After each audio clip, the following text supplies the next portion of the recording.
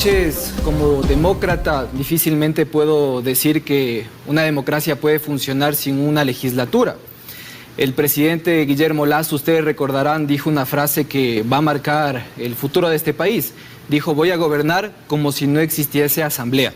Creo que esa afirmación fue desmitificada porque es necesario un equilibrio entre legislativo y ejecutivo. Hemos escuchado declaraciones de días pasados de Roger Celi, coordinador del Observatorio Legislativo, que nos acompaña esta mañana en Mundo Di Blue. Buen día, Roger. Mónica Mendoza les saluda. Estoy con Mariela Díaz y Gustavo Navarro. ¿Cómo está usted? Muy buenos días. Qué gusto saludarles. Hola, Roger. ¿Cómo está? Muy bien, gracias. Un placer estar acá. Bueno, ahora le tocará a Daniel Noboa gobernar sin asamblea por unos días. Posiblemente vamos a ver una legislatura llena de suplentes y también vamos a ver quizá quién es el próximo presidente de la República por un mes. Quizá no sea Verónica Abad, no se sabe. Roger, ¿cuál es su balance de entonces? Se van de vacaciones. Decíamos hace pocos minutos si hubiese sido necesario cambiar esto o aplazar o suspender las vacaciones, porque si hubieran podido tener no ese tienen gesto. ni siquiera tener ese gesto, esa delicadeza, porque ni siquiera han cumplido un año en funciones. Vamos a trabajar un poco ¿Era más. posible o no esto, Roger? No, es obligatorio enviar a vacancia legislativa. La ley lo establece, pero existe la posibilidad de que el presidente pues sea empático con los problemas de la ciudadanía y llame a sesiones extraordinarias. Se puede hacer. Es voluntad política, ¿no? ¿Cuáles son las tareas pendientes que dejan estos asambleístas, que deja la asamblea antes de irse a la vacancia? Bueno, recordemos que la Asamblea Nacional arrastra desde 2009 muchísimos proyectos de ley que posiblemente ya no son pertinentes. Por ponerles un ejemplo, hay un proyecto de ley de fijación de límites territoriales internos del país. Eso permitiría, en materia de recursos económicos, organizar y distribuir de mejor manera el presupuesto general del Estado, pero es un proyecto de ley que fue presentado por el expresidente Correa y nunca se lo tomó en cuenta. Y ahí está. Hay el Código de la Niñez pendiente, está la ley de minería, la consulta prelegislativa ambiental, está la evaluación de las leyes, que se debe hacer pues al menos 2 cada año. Y así podemos nombrar un sinnúmero de normativas que están pendientes, y si a eso le sumamos los proyectos de ley nuevos que presentan los legisladores, pues las tareas de la Asamblea Nacional pues a veces parecen ser infinitas.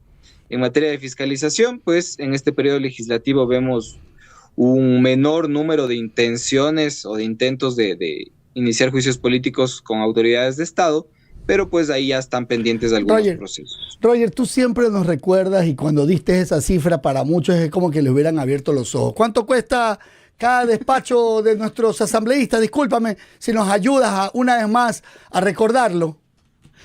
Mensualmente. De 15,000 a 20,000 dólares nos cuesta un despacho. Pero mensualmente. es importante señalar, exactamente, mensualmente. 15,000 a 20,000 dólares un despacho. Ahora sí, señale lo que usted quiera, Roger. Claro, es que más allá del presupuesto que se asigna a cada despacho, hay que considerar el global. Y la Asamblea Nacional recibe menos del 1% del presupuesto general del Estado. Pero ahí yo coincido con la crítica de la ciudadanía, que busca saber si es que ese gasto realmente tiene algún fin, si es que el gasto es de calidad. Y ahí podemos evaluar calidad. Justamente nosotros en este mes estamos lanzando 2 informes que buscan ver si los legisladores en el Pleno nos están diciendo la verdad o nos están diciendo mentiras a la hora de debatir. Hicimos 2 análisis, el uno de el debate, no sé si ustedes recuerdan, del Tratado de Libre Comercio Ecuador-China, en donde la mayoría de legisladores usó datos falsos o imprecisos a la hora de dar su discurso. Por ejemplo, un legislador nos decía que la deuda externa tenemos, o la mayor cantidad de la deuda externa es con China, cuando si verificamos los datos del Banco Central no es así. La deuda externa más fuerte es con el FMI y los multilaterales. Digan nombres, ¿cuáles fueron los asambleístas que en esos discursos del debate del Tratado de Libre Comercio con China mintieron o falsearon la información? Porque recordemos que ese fue un tema bastante candente, estuvo tambaleando el tratado por precisamente estas posturas, Roger. ¿Cuáles son esos asambleístas? Recordemos que analizaron ustedes 25 discursos de ese debate legislativo, ¿no? Sí, analizamos varios discursos, solo termino la idea, ya voy a ir con los nombres porque me parece que es importante la reflexión de fondo sobre que no hablemos de cantidad, porque podemos decir el asambleísta presenta 100, 200 proyectos de ley, está bien, sino de la calidad, y nos preocupa mucho, y con esto termino y voy a los nombres. Luego analizamos el debate del presupuesto general del Estado, y afortunadamente para los ecuatorianos fue un buen debate porque la mayor cantidad de discursos se avanzó en datos específicos, reales, con base en fuentes oficiales. Ahí, desafortunadamente, y nos dimos cuenta de que la calidad del proceso de creación de la proforma también tiene sus dificultades. Por ejemplo, en la proforma no se incorporó, y eso lo ponía en evidencia un legislador, los $1.000 millones que posiblemente se recaude de la reforma tributaria. No se consideró, por ejemplo, los recursos que podrían obtenerse de la ley de monetización de activos. Entonces, lo que les trato de decir es que pasemos un poco del debate ciudadano de cuánto presentan los legisladores, sino de qué hacen y qué calidad tienen. Y ahí voy con los ejemplos del debate del Tratado de Libre Comercio Ecuador-China. Por ejemplo, Lucía Jaramillo, ex PSC, nos decía que el TLC no afecta a la soberanía alimentaria y que China no es exportador de alimentos. Nosotros, según el Observatorio de Complejidad Económica, revisamos y China está dentro de los 10 principales exportadoras de alimentos en el mundo, con 71.000 millones por exportación. Con datos fuimos viendo caso por caso. Por ejemplo, Gustavo Mateos de la Revolución Ciudadana nos decía que el déficit comercial no petrolero con China supera los $3.000 millones anuales, y comenzamos a revisar y existió, por ejemplo, un superávit en la balanza comercial no petrolera con China. Y así podemos nombrar a varios legisladores que utilizaron datos no tan precisos para hablar al respecto de temas económicos. Entonces nos preocupa mucho que esos insumos que dan los legisladores en el Pleno de la Asamblea Nacional pueden estar basados en cualquier cosa y no en la realidad política, económica y social del país. Qué vergüenza, ¿no? Y llevan a cometer errores también. O sea, pero es que Mariel, yo estoy absorta porque se supone que cada asambleísta, ¿cuántos asesores debe de tener poco para ignorantes, hacer este pues. filtro? Es que pues, ya, o sea, Roger me dice, ignorancia pura. Roger dice, escucho a Lucía Jaramillo decir eso, voy y investigo y veo de que China está dentro de los 10 primeros exportadores de alimentos. Entonces, qué vergüenza, por favor.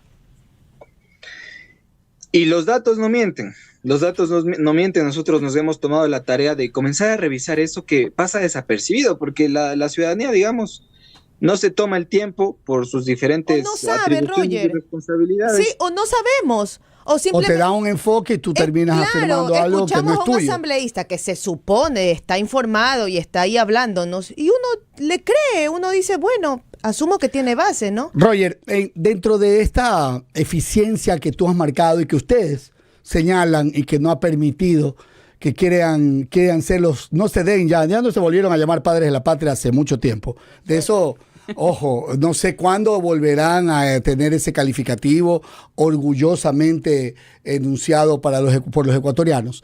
Pero esta vacancia, ¿qué puede ocurrir se puede convocar un hecho? Supongamos que mañana termina el 8 de abril ya el estado de conmoción interna. El señor presidente necesitaría de los asambleístas, por decirlo, un caso emergente. ¿Ellos no pueden regresar? Sí, se puede. Ellos pueden. A ver, el presidente Kronfle puede llamar a una sesión extraordinaria y sesionar todo el mes sin ningún problema. Ok. Los legisladores pueden autoconvocarse también, si es que se necesita una mayoría. Por ejemplo, ahora sabemos que se va a debatir la ratificación del presidente de la proforma al presupuesto general del Estado. Es algo de lo que no se ha hablado. La Asamblea tiene la posibilidad de, con 92 votos, mantenerse en sus observaciones. Es tan interesante lo que puede hacer la Asamblea Nacional en tema presupuestario, y no sabemos si es que la Asamblea Nacional va a dejar ese debate abierto y va a entrar en vacancia o si lo va a cerrar realmente. Entonces, dentro de este tiempo que estamos viviendo, creo que la Asamblea Nacional sí debe sesionar de forma extraordinaria o deben existir autoconvocatorias para por el tema presupuestario puntualmente, por lo menos eso. Eso por lo menos. Efectivamente, se debe dar unas respuestas al país al respecto de qué va a pasar con el presupuesto general del Estado, porque les digo, después del fact-checking nos dimos cuenta de que $1.000 millones no están considerados en la proforma presupuestaria. Nos dimos cuenta de que el presupuesto para el plan de equipamiento operacional de las Fuerzas Armadas fue reducido, a pesar de que el presidente de la República ha dicho que la seguridad es una prioridad, y eso lo observaron los legisladores.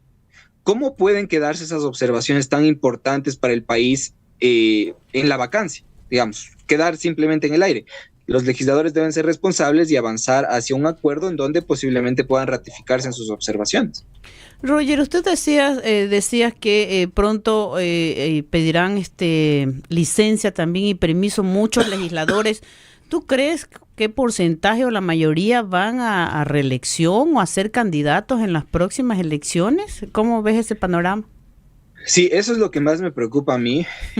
A todos. Realmente, porque la Asamblea, bueno, se va de vacancia unos días, pero en los próximos meses vamos a ver, yo diría que más de un 50% de la legislatura que va a irse a campaña. Y tendremos una Asamblea Nacional de Suplentes, en donde los suplentes van a estar legislando y fiscalizando. Y yo me pregunto si es que los suplentes han tenido la debida participación o el involucramiento, o como suele decir la ciudadanía, o foguearse en el Pleno de la Asamblea Nacional para lograr cumplir con su deber de forma adecuada.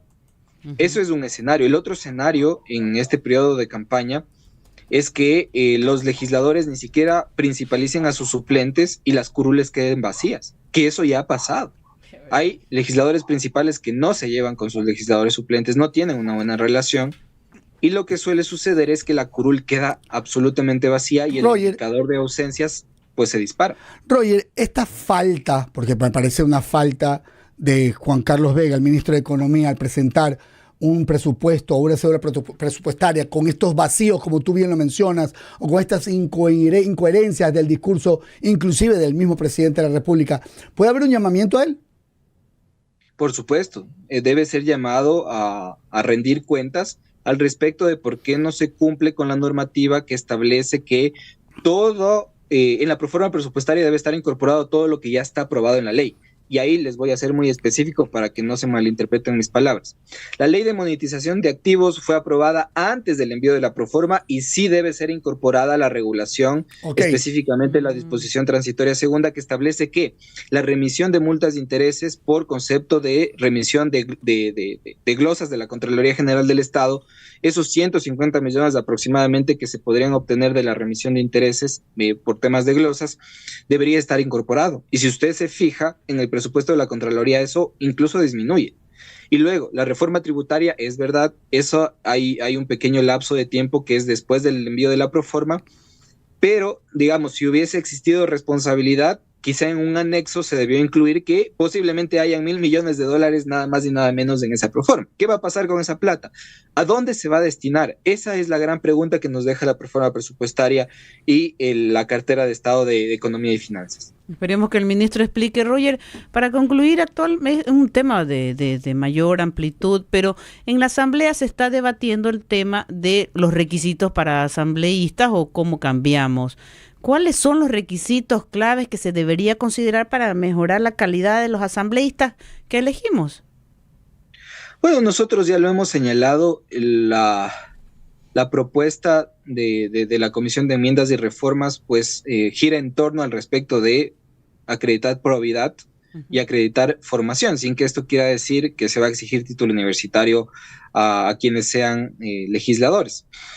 En este caso, nosotros creemos que en un país con acceso a oportunidades limitadas podría ser discriminatorio para los derechos de participación política. De hecho, Ecuador sería uno de los pocos países, o si no el único, que solicita en Latinoamérica este tipo de requisitos. Países que han logrado mayor desarrollo humano y económico, como Chile, por ejemplo, sí exigen mayores requisitos a las candidaturas y a los legisladores, pero Chile cuenta con un índice de desarrollo humano muy elevado. Entonces, posiblemente el debate no tenga que basarse en aumentar requisitos cuando posiblemente muchas personas, muchos políticos ecuatorianos que puedan servir al país no puedan cumplirlos, porque no han tenido el acceso a esas oportunidades. Algo que sí, continúa, Cristian. Sí, adelante, Roger. Y solo termino que el tema de probidad luego es muy subjetivo. Yo puedo decir y obtener muchísimos certificados de honorabilidad, claro, pero en el fondo puedo estar pues siendo el más corrupto del país. Y luego puedo obtener certificados incluso falsos. Puedo falsear esa información. ¿Y qué es probidad? ¿Cómo vamos a establecer un estándar de lo que es honesto de la persona que ha tenido una carrera íntegra? Es un criterio bastante subjetivo que podría incluso traer mayor carga administrativa a los entes de control. ¿Quién va a controlar eso? El CNE. Yo no lo veo controlando a más de 2,000 candidatos y viendo si son honestos o no son honestos.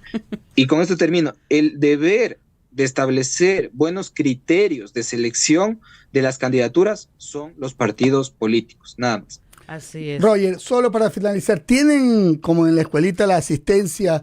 ¿Quiénes fueron los que más han cumplido en este caso con su deber de estar y de legislar y de ir al pleno? Y quienes, por supuesto, están, como que dicen, supletorios. ¿Tienen esos? Bueno, sí tenemos esos datos.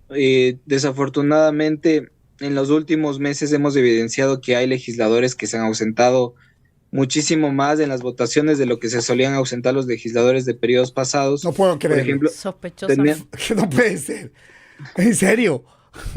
Sí, tenemos, por ejemplo, al señor presidente Henry Kronfle, que incluso pues ha dicho que nuestros datos están basados en información que no se conoce. Pues nosotros hemos afirmado ahí que nuestros datos están basados en las votaciones del Pleno de la Asamblea Nacional. Y les voy a pasar la tablita de los datos porque no lo tengo en este momento en el brief, pero les voy a compartir en donde se verifica que hay legisladores que se han ausentado en más del 50%. No te preocupes, mañana la ponemos todo el día. Si no nos vamos la ponemos, tenemos el tiempo suficiente para analizarlas a los 137. Perfecto, ahí les comparto esta tablita con los datos. Bueno, muchas gracias. Hemos conversado. Si la cabeza falta, imagínense, ¿qué para el resto del cuerpo? Roger Celi esta mañana nos ha acompañado, el coordinador del Observatorio Legislativo. Buen día. Perfecto. Un excelente día, gracias por la invitación. Un abrazo. Gracias. Hasta luego.